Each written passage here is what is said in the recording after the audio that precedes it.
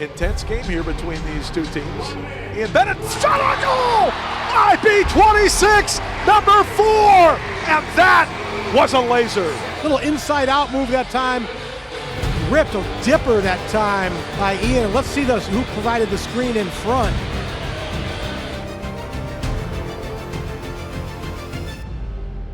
What's going on, everybody? This is MASL Monday. You are listening on Sirius XM FC channel 157, watching on MASL TV. I'm your host, Alex Bastiavansky, and today for our 8th show, we have a special guest. It is the man.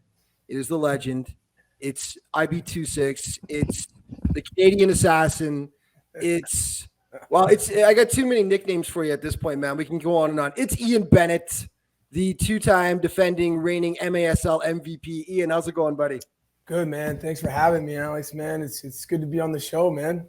It's great to have you on. Fellow Canadian, of course. Yes, we're going to talk some Canadian soccer at some point throughout the show. But and by the way, Phil Levanco, producer, hung a new one on you a couple of weeks ago, Mr. Inevitable. You know what? That was awesome.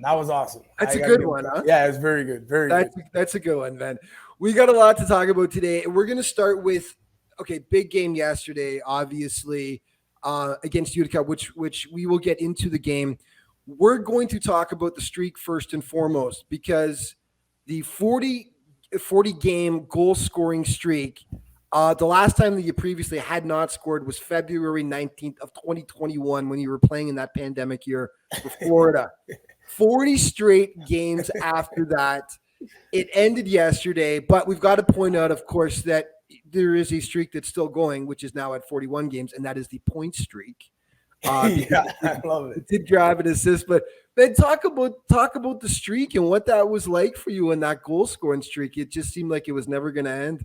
Yeah, it was crazy, man. Like I just kept working, and it was just every game just kept getting, a goal was just becoming honestly just like a normal thing. And and then I didn't even think about it, to be honest, until people started talking about this year. And then kind of not a little pressure, but it was just kind of funny. And then all the other teams were like, yo, you're not going to score today. You're not going to score today. So it was like, you know what? If you're focused on that, we'll try to get these wins.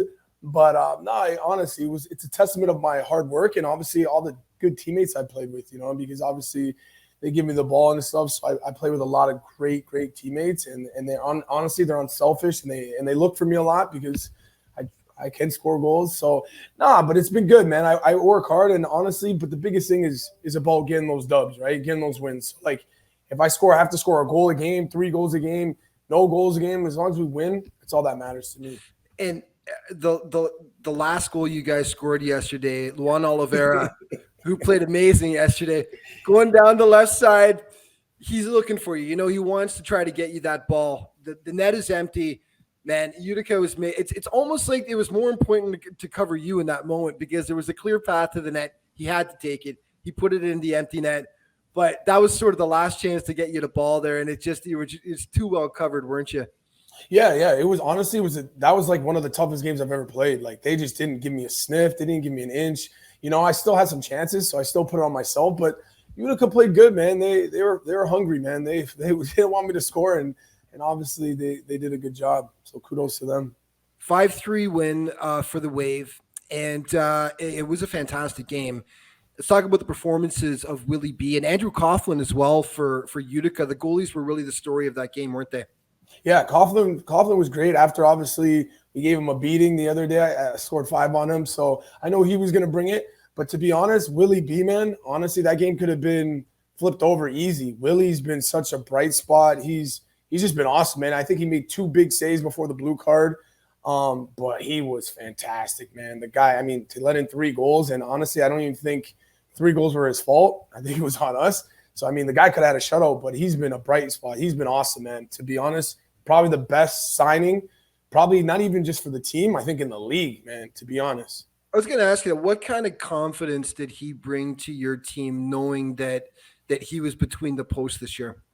You know what? It's funny. He's not like a real confidence guy. He's a guy that just works hard, puts his head down, and I think he lets his play have his confidence, but he doesn't do it with his words. But honestly, when we had him the first day when he came in preseason, he was just grinding. He was working. He was so quiet. honestly, Alex, I don't think he talked. So I thought he was a mute first. I was like, Jules, who'd you get?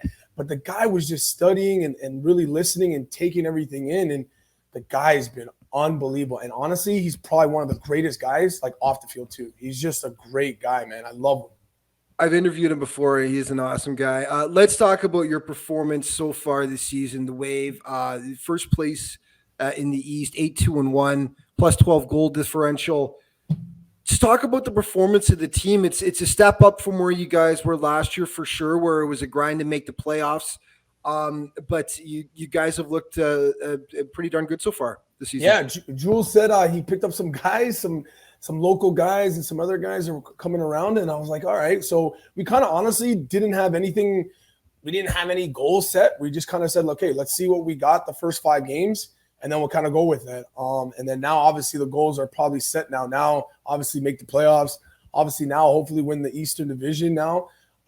So it's stuff like that. But honestly, I'm still shocked of how well the young guys have really stepped up. And then, obviously, you got the vets there. You got Marcio, Luan, Bradley, Mario, myself. So you get and Andre. So you got enough. You got a right mix. We got a good mix, man, which is kind of scary because we never thought this was going to happen like this. We thought maybe next year we kind of look good, and this year would kind of be like the test, but we're looking pretty good right now. Talking with the 2-time defending, reigning MASL MVP Ian Bennett from the Milwaukee Wave. So actually kind of funny because I remember when I talked to you last year, and you were coming off your first MVP award, of course, with the Florida Tropics, the year that Milwaukee didn't play during 2021.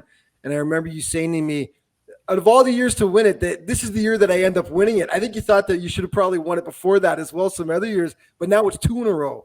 Yeah. The last 2 years that you've won. Let's talk about that, man, and what that's been like for you finally getting, the recognition that you've deserved for so long as the top dog in the MASL the last 2 seasons. Yeah, the COVID year, I'm not going to lie to you, probably made up for maybe 2 or 3 that I didn't get because the COVID year was, all the teams were all-stars. It was the fantastic. It was so hard. Yeah. You had like what? We only played like 11 games too, so it was like intense. So like every game meant something. It was so hard. So for me to win it there, I was very proud of myself. And obviously, again, with those teammates down in Florida, again, they were really selfless and they really looked out for me. But that one was probably one of the top because man, everybody was stacked. San Diego, everybody. And then obviously coming back home and winning it at home was like it solidified everything. So that was fine. It's just want to win those championships. I need to win one more. I need to win one more, my man. What was the last one? Was 2019, I believe. Correct? 18-19. Yeah. And then you were having a good season, and then the pandemic hit in 2020, and everything got shut down. So this is a drought for you guys. You want to you got in there last year. You went up against a San Diego team that was just absolutely insane. We're going to get to San Diego in a moment because I want to get your thoughts on that soccer's powerhouse. But let's touch on a couple other games that happened over the weekend.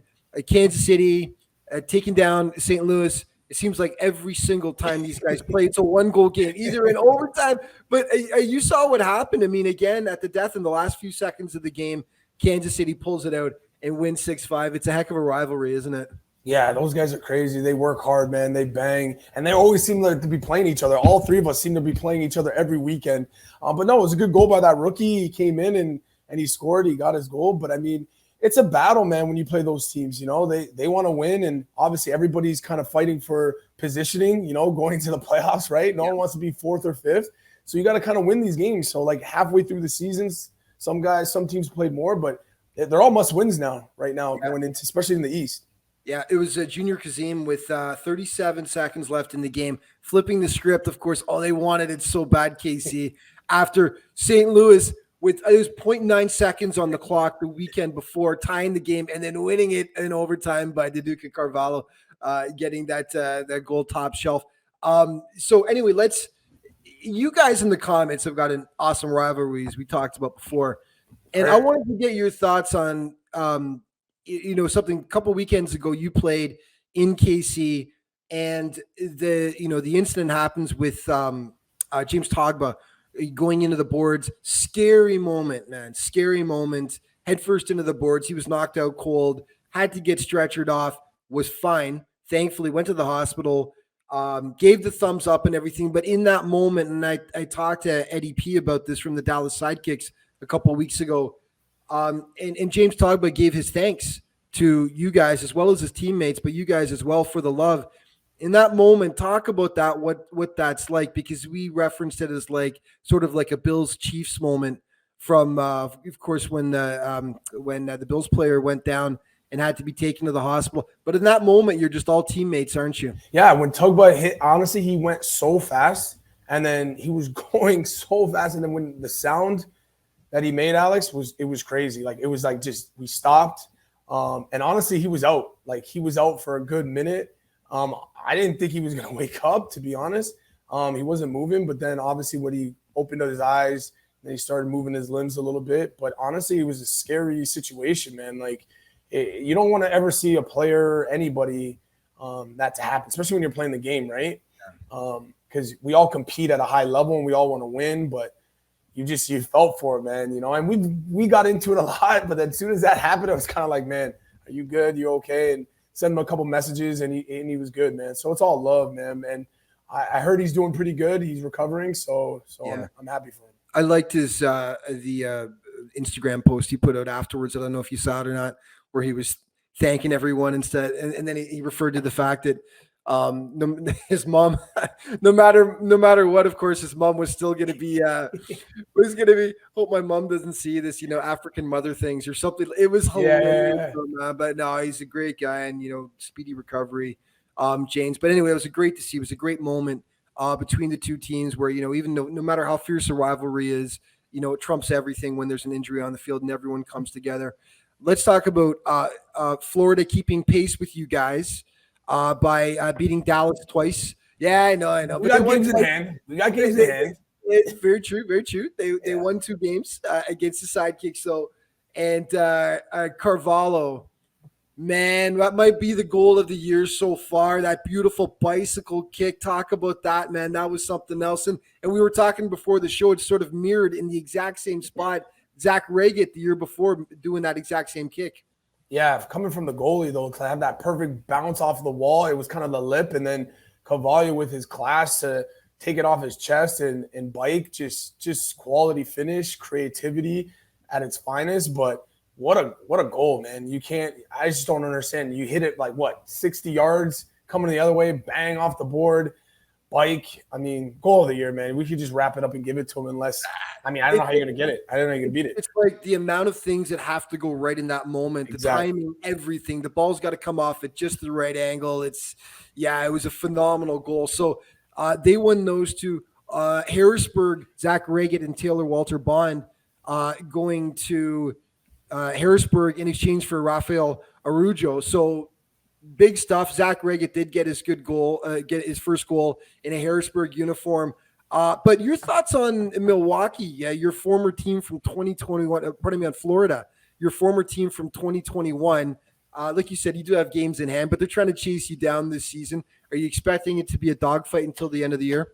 Yeah, it's going to be, because I think we play them one more time. So that game could mean a lot of points right there. That could be like 6 points if whoever wins or loses that game. But no, we got to just keep doing what we're doing. We got a back-to-back this weekend coming up. So that's going to be tough for us. But if we can handle that and get another 6 points, then it's going to be tough. But honestly, Florida, we're in the driver's seat. Let's be honest, right? I'm not going to sugarcoat it. We're in the driver's seat, so it's for us to lose. So if we lose it, then it's on us. But, they're capable of doing some good things. They got a lot of good players. They're well coached. And it's going to come to the end, I think. But I think we have it if we keep doing what we're doing. Let's we'll take a look at the West real quick, and San Diego continuing just to roll right along. Mesquite was missing Pablo da Silva and Luis Morales, but San Diego 7-2 win, and man, their win streak now is, I think it's close to 30 games in regulation time. Just, you played them in the playoffs last year. San Diego, talk about the powerhouse that they are right now. Yeah, I think they're just a great team. They're fantastic. And the biggest thing I don't think they get enough credit for is everybody on that team can play. Like there's no weak links. You know how sometimes, well, this guy's fast, this guy's slow, this guy maybe he's not technical. Everybody on that team, whoever they put in the lineup, can play. They all can play. They're all dangerous. You can't let anyone, because it could be anyone's day, right? It could be Tavoy's day, it could be Child's day, Leonardo's day. It's just everyone. Escoto's day. Poison, right? Pick your poison. So much depth throughout that lineup. Yeah. Yeah. For you guys, the big litmus test is going to be March 30th in San Diego. You taking on the Sockers. Is this something that you guys have talked about at any point so far?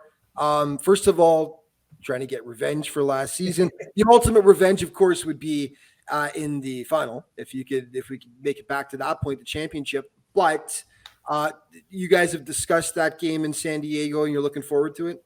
Yeah, honestly, Alex, it's kind of tricky because we played them and Harrisburg our last games, right? So if the games don't mean anything and it's not going to change the table, it's going to be tough, right? Because you don't want anyone to get banged up too, right? On a back-to-back, and then you're going into the playoffs. So, yeah, that game's going to be tricky, to be honest, right? Like, do we bring everybody if it's not going to change our seeding? You know, obviously, if we have to win those games to get first, then, yeah, we're going to bring everybody. But if we don't, it's going to be interesting. So, yeah, I guess we just got to kind of play it by ear and see how far we're doing and see how well we're doing in the league. But, yeah, I mean, that game could mean a lot or could be nothing. You just never know because, again, you don't want to show them too much too, right? Like you did against Kansas City a couple of weeks ago when you sat all those boys. Yeah. That's why that 10-4 final score line was a bit misleading because you didn't have a lot of big boys in the lineup for that game. But let's talking, of course, for those listening on Sirius XM FC channel 157. I'm here with Ian Bennett, who's the two-time reigning defending Major Arena Soccer League most valuable player from the Milwaukee Wave. And reminder to everyone that you can catch every single MASL game. Heck, you want to watch Ian's streak, all his games going back, that 40-game goal scoring streak. All games can be seen live and archived on Twitch. So get out there and watch some MASL action in person, or you can watch online on Twitch. West Conference still, we're going to talk about Empire's really come on lately. After an ice-cold start to the season that extended back into last year. But they made it 7 straight games, I believe it was, with their win over Monterey, 7-6 on the Friday, and then ended up losing to Chihuahua on Saturday, 11-3, snapping the streak. I wanted to ask you, though, because you played their Corner Sport Arena in Chihuahua. It looks like one of the most intimidating atmospheres in all of indoor soccer. So what's it like? Now, you had a game we should point out. Did you ever? 5 goals in the first game against Chihuahua last year. You played 2 games back-to-back. But talk about playing at Corner Sport and playing against the Chihuahua Savage and what that's like. Yeah, that atmosphere is amazing. It's a ruckus in there. It's loud. I mean, I think the fans are probably the closest you can be in arena soccer. Like, they're right there. They are right there. The stands kind of go up, and it's like it's not kind of like away. It's like it just goes up. So like it's almost like they're kind of, I don't know how they do it, man. But they got some engineers. It works. Got it going on. Yeah, it's a serious home field advantage though. Like they are on top of you, and Mexican fans. We know, and as you know, as a Canadian who's played in that environment down south, our boys used to get slaughtered for years when they would go to Azteca. And I mean, it's looking better these days, of course, which we'll get to in a moment. Yep. But whether it's a Canadian or soccer players, when they go down and play in Mexico, it's always an intimidating environment, isn't it? Yeah, and I like it, though. They respect the players, though, too. So, like, if you're on another team and you're good, they respect. You know, they're giving it to you all game. But after the game, they congratulate you. They come up to you if you're a good player and you did good. So I like that respect out of there going into there, you know. So it's really good, man. I love the environment. I love what they're doing. They got that big screen there, too. It's fantastic. All right, let's talk about Tacoma and Monterey quickly. Tacoma getting back on track, knocking off Monterey. That opened a few eyes, 6-4. And Alex Caceres, a goal and assist, first star, scored from kind of just inside midfield. That was a heck of a goal. And producer Phil had the question, have you ever scored from midfield? And I think I know the answer to that because that game against Dallas last season, you scored an absolute rocket from, it was pretty much just inside midfield that you tucked it in, and the goalie was in the net. You went Yeah. bar down on it. So I know that you've scored almost that far out before, but heck of a goal by Caceres, wasn't it? Yeah, I know it was a great goal for them to get back. Obviously, I know Nick Pereira really well, so I want him to do good things. But the West is powerful, man. It's kind of like the NBA, man. I hate to say it. You know, the East is good. I mean, we got talent, but the West, man, it's no joke, man. Every game's a battle. They can't drop a game or you could be out of the playoffs. And, yeah, the West is no joke, man. It's definitely going to be fun to watch down the stretch because there's a number of teams that truly could make a run this season. San Diego, though, someone's going to have to handle San Diego first, though, and that's the ultimate challenge. But before we get into rapid fire stuff, as mentioned once or twice, Ian is a proud Canadian. He is from the Hammer, Hamilton, Ontario, home of home of many remarkable athletes. Let's do a couple off the top, though. Milan Borjan, of course, playing for Red Star Belgrade and our Reds, the Canadian national team. Also, Shea Gilgeous, Alexander of the Oklahoma City Thunder. Do you know Shea? Wow. My brother knows. Wow, that's really good. My brother knows him. Is with Shea, yeah? Yeah, he knows having him. an NBA All-Star All-Star game, and he is an absolute monster. But you're from the Hammer, man. Just talk about growing up in the Canadian soccer system and just how much it has evolved with, we played in our first World Cup since '86. Yeah. Obviously back in November, December. Yeah, it's crazy. Growing up in Steeltown, man, I love it. I miss it all the time. But yeah, you could see the evolution of how the game was, especially when I was there, especially playing in America. You could see how much money they put into it. And I'm just like, we have the players. We're just on that level, but the facilities, the money wasn't in there. And as a Canadian in America, seeing everything that they do, they got like IMG, they got all that stuff. We're slowly getting there. But we're in a good path. Honestly, to be honest, though, I still want more. I still think we should do more. I think we still need to put way more money into our programs and our facilities in the women's game, in the men's game too, because we can do it. We have enough athletes. We can do the same stuff, but we just got to fund it, man. You got to build these facilities. These guys need to be training all year round. We have winter, okay? We have winter. It's cold. So we're in Vancouver, in Ontario, in Montreal. We need to put indoor facilities where they can play 11v11 and we can just start these camps and keep developing our players, because that's the only way we're going to get there, because it's development. Yeah, it is remarkable, though, because we're both from, you're on the fringes of, but I'm from Mississauga, which is Greater Toronto area. And compared to when I was growing up, the amount of domes where kids can actually play in the winter now, compared to when I was a kid, it's not even comparable. Yep. And that is obviously essential to growing the game in a country like Canada, where we freeze our you-know-what's off in the wintertime, except for Vancouver, of course, where I am now, where it's a balmy 8 degrees Celsius for the Americans listening. But it's essential. And it's a proud moment, though, obviously making the World Cup again, but they need to grow on it. Now we surprised everyone. We surprised everyone on this CONCACAF run with our qualifying by winning it. We're not going to be surprising teams anymore, right, going forward.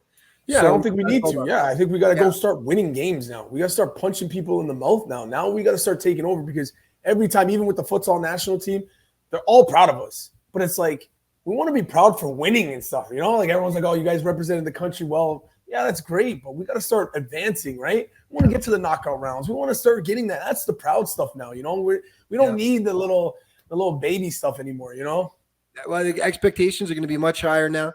And, of course, we'll have our chance in 2026 as a co-host along with the United States and Mexico. So it's going to be amazing. Okay, let's do a little rapid fire here. A few questions. We had a lot of fun with Boris Pardo last week on the show. Here with Ian Bennett, the reigning MASL most valuable player from the Milwaukee Wave. Okay, man, let's have some fun with your teammates here.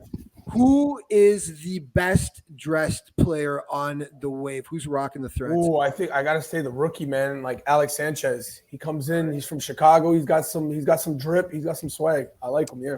Who does he need to give some advice to?